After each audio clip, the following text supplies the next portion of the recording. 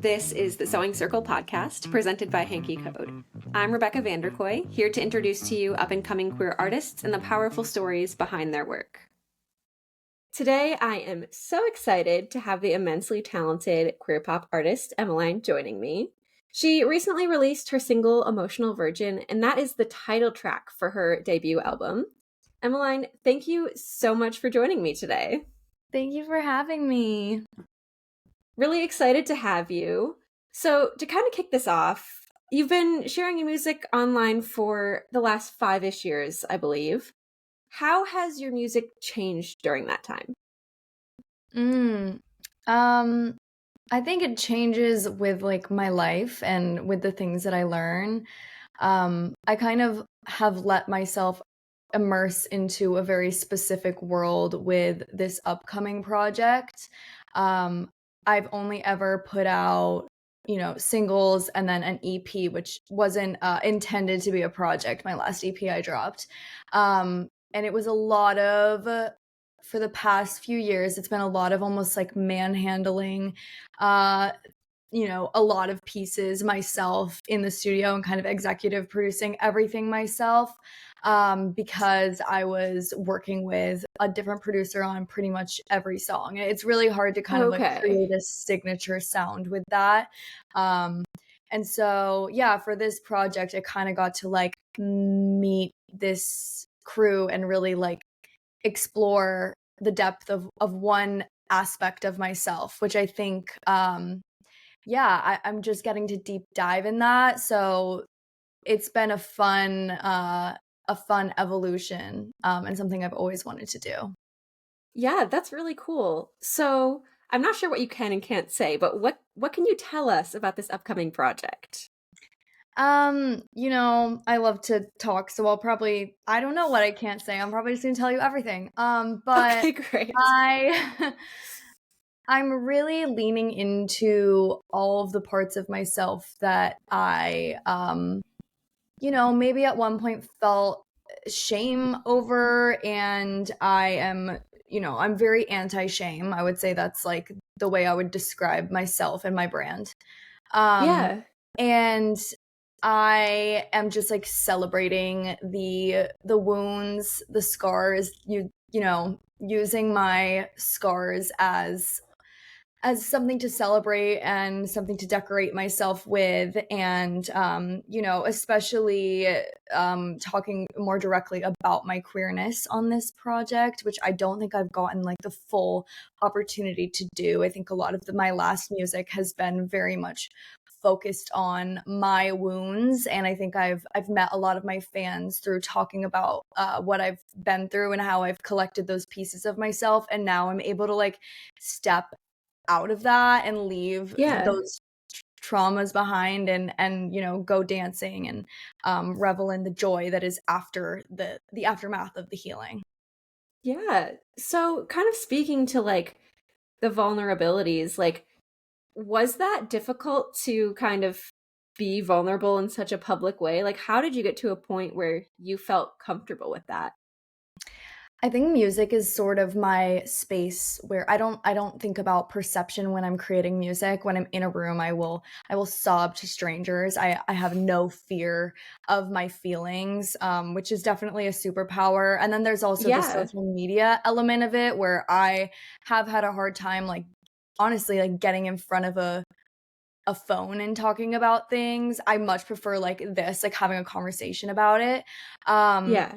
So, I mean, that's something where I think that people have gotten to know me purely through my lyrics, even if they've never heard me, like, tell the exact story of what something's about. But I think it's like I literally couldn't live any other way. There's a lyric in one of my songs that says, like, I told my mom to leave my dad. And every single writer in the room, when I was like, this needs to be the lyric, they looked at me and they were like, are you sure you want to say that? And I was like, that's what I have to say. Like, there's no other way to say this.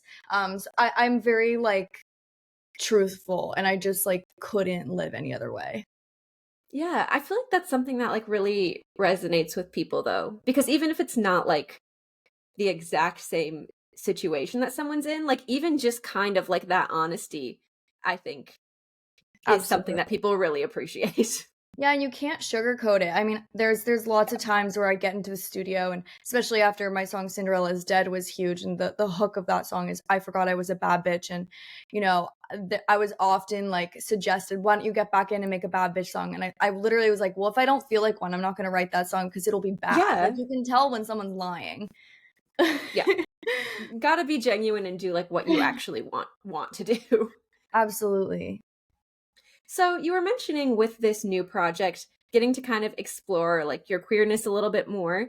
And something that I always like to ask people on this podcast is what does queerness in your work mean to you personally?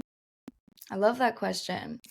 I think for me, my queerness, my fluidity is just absolutely never saying sorry for being exactly who I am, never having to shift that and existing in that joy. There's possibly my favorite song on this upcoming album is called Against the Gates.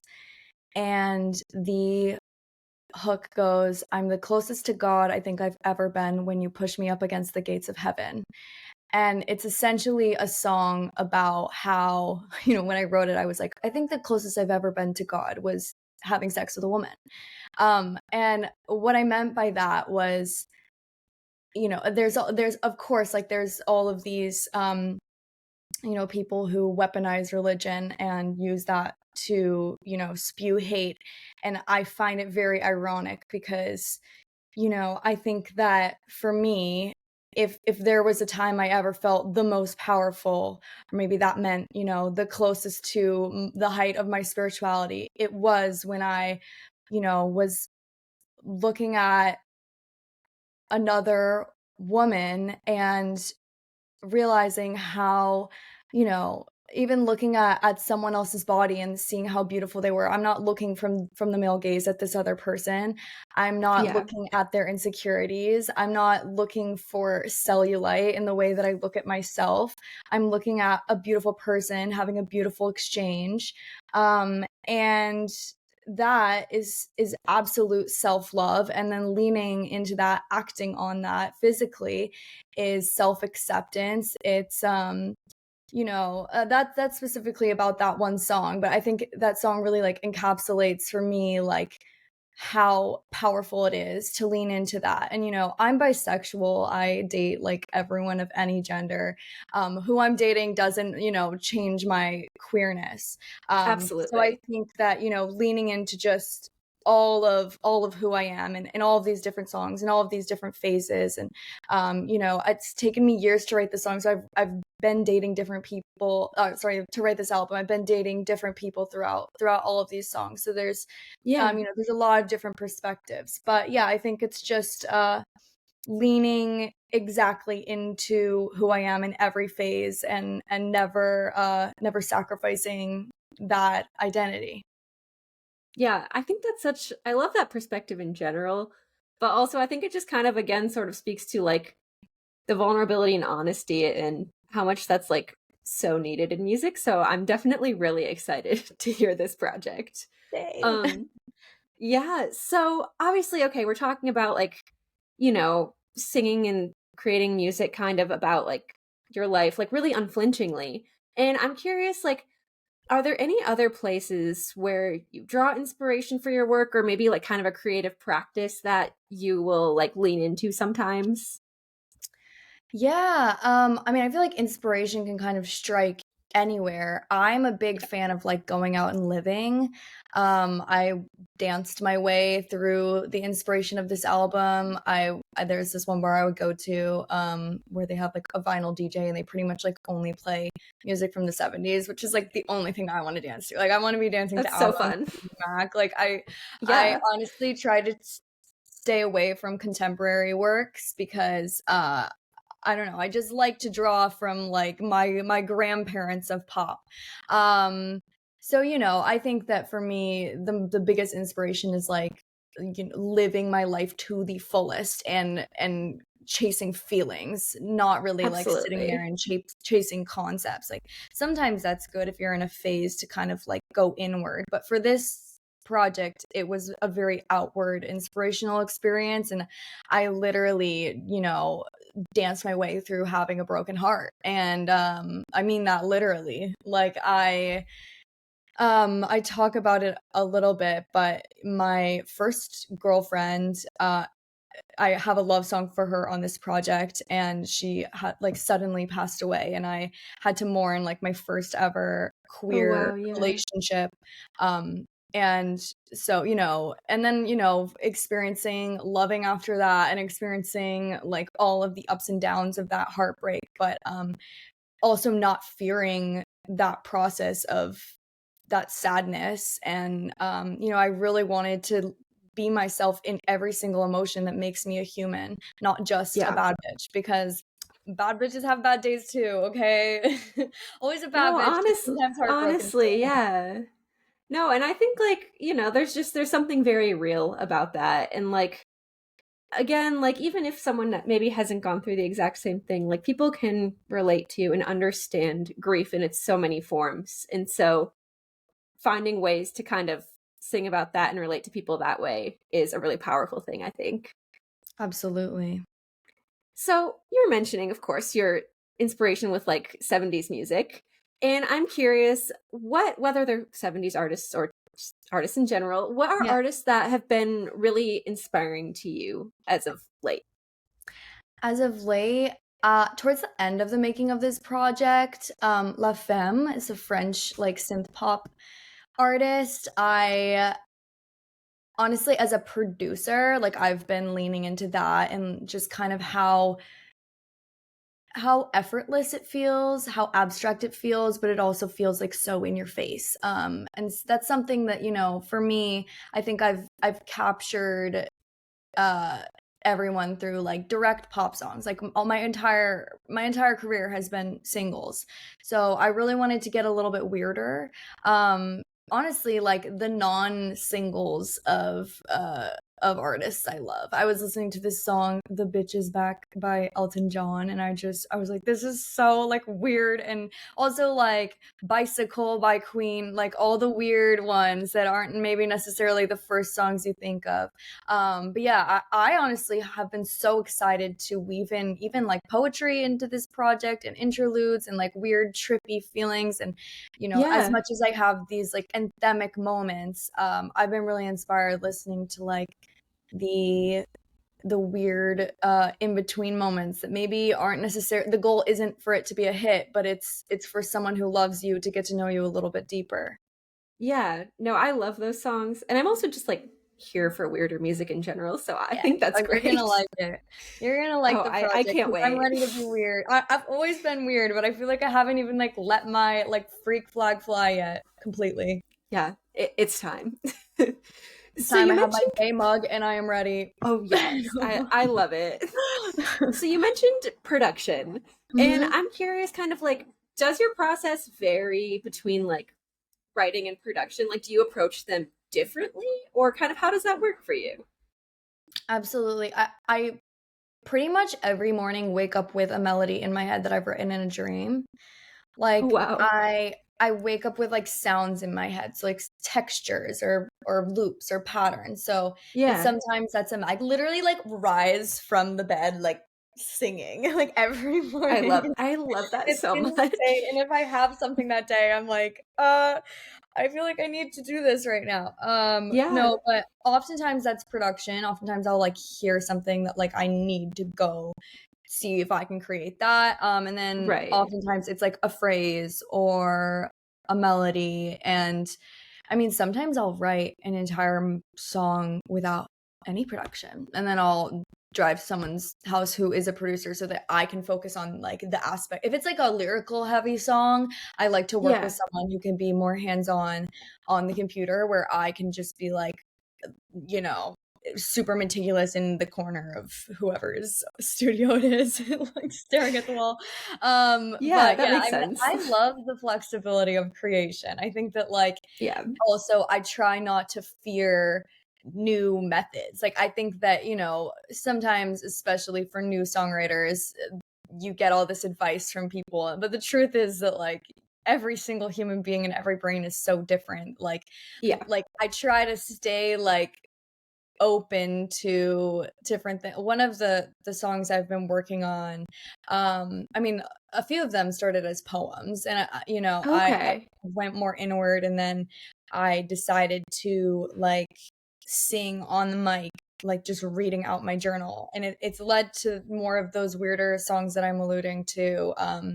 Even like, coming out of like, there's this one song that is inspired by an anxiety attack I had, and I wrote out all my feelings after the anxiety attack, and then I heard this synth in my head, and I just was like, what if I did turn this into a song? I only started doing that recently. Like, that was never a process of mine. So I stay open.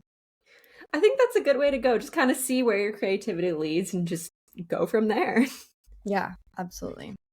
So, again, I'm not sure if you can speak to this or if this is like a thing that is scheduled, but I'm curious, are you planning or maybe are you hoping to do some live shows for your new album? I am, and they are currently being booked. So I haven't Amazing. announced it, but the first half of 2026, I will have my first album out, and I will have my first world tour.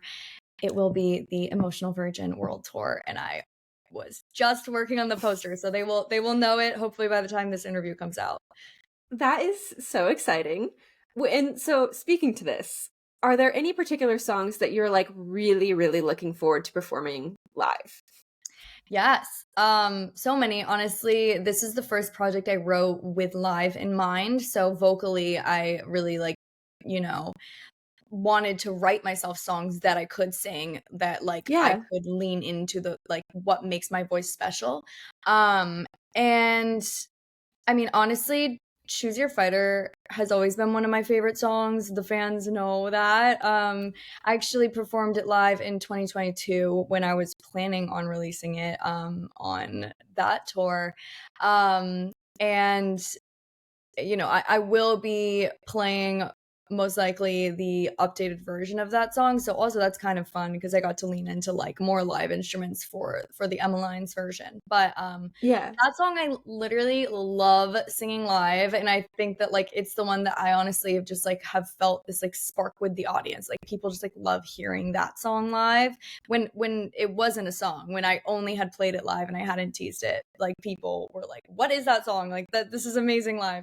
But yeah, I mean, I'm also looking forward to like I'm bringing my electric guitar, I'm bringing my acoustic guitar. Like there's a lot of my musicianship that I haven't like gotten the opportunity to share on stage. There's Yeah. ballads, I'm excited to show more of my range, covers, and yeah, I mean, I love the ballads, and I love also the upbeat ones. So I'm excited for it all. Yeah, that's really exciting. So, what are you kind of like most looking forward to with this tour? I want to meet my fans, honestly. Obviously, I'm so Yeah. excited to perform, but I will like never forget the faces of the people that like have looked at me in the eyes and had a just human connection. I spend so much of Yeah. my time like posting for people online, but like having that opportunity to, whether it's like while I'm singing, connect with a fan or hear their story, like at the meet and greet, that to me is one of the most inspiring things I've ever had the chance to experience. Yeah. I will literally like never ever forget some of those stories, and I think about them when I go to the studio, because it's like, as much as this is for me, this is so much bigger than me, and this is why I will never stop. Yeah. No, that's really special, honestly. I can't even imagine. Um, so we're kind of wrapping up here, but is there anything that I haven't asked you about, whether it's about this project or creativity or anything that you wanted to talk about that I have not brought up yet? I'm excited also for the visuals. I can kind of tell you a bit about that. Oh, yes, of course. I originally, actually, when I first moved to LA, I was supposed to go to school to be a director. That was my original, Oh, that's what I'm wow. gonna do. Um, and I always have written music since I was a kid. That was always a part of me, and I will always do that. Um, But like I knew that, you know, eventually, hopefully somehow I could do this. But I always thought I had to like be a songwriter first or something. Like I didn't know it would actually be able to happen Yeah.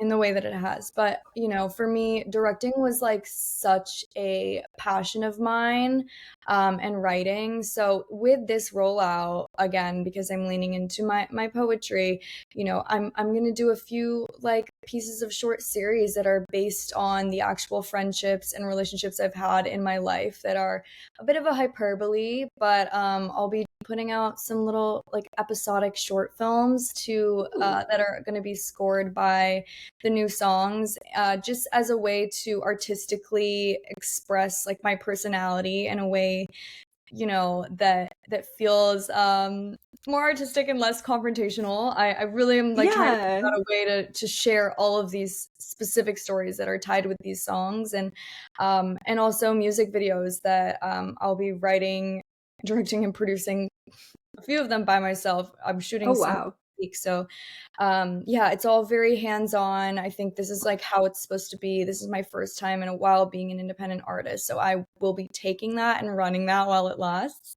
Yeah. Go for it. And yeah, I really really can't wait for anyone, for everyone to see that. And I'm excited for this expression, as you said, of my queerness, especially in this time, in this political time. I will Yeah. be doubling down on that pride. And I think that we need it more than ever in this climate where, for Absolutely. some reason, I think that a lot of artists are shying away now from that. I think it's time for the brave people to double down and show our allyship and our individuality. No, I absolutely agree. I think like it's always so important, I think, to like just see that queerness in music and even in kind of like, you know, films and all these different things. Like just sort of having that representation is so necessary. But I think, yeah, now more than ever, it's something that is just like so vital. And Yeah. especially with like queer people being so just like demonized and attacked, I think constantly seeing that like this is something normal. This is just like a way you love and a way you move through the Yeah. world. It's not some like evil thing is so Powerful and important. important. Yeah, And, you know, the absolutely. networks aren't supporting as much right now. Yeah. So the artists have to. And the artists are Yep. really the culture shifters. And we have always been the trailblazers and the brave ones. So, you know, it's easy to feel like you have to shrink yourself, but you absolutely don't. And we make our Yeah. own rules. So for all of the young artists who happen across this interview, that's what I would like to leave with everyone. That is, I think, the best advice. And with that, thank you so much for joining me. I cannot wait to hear your debut album, to see the films, all of the creative things. You have a lot of exciting stuff coming, and I'm really thrilled to see all of it. Thank you.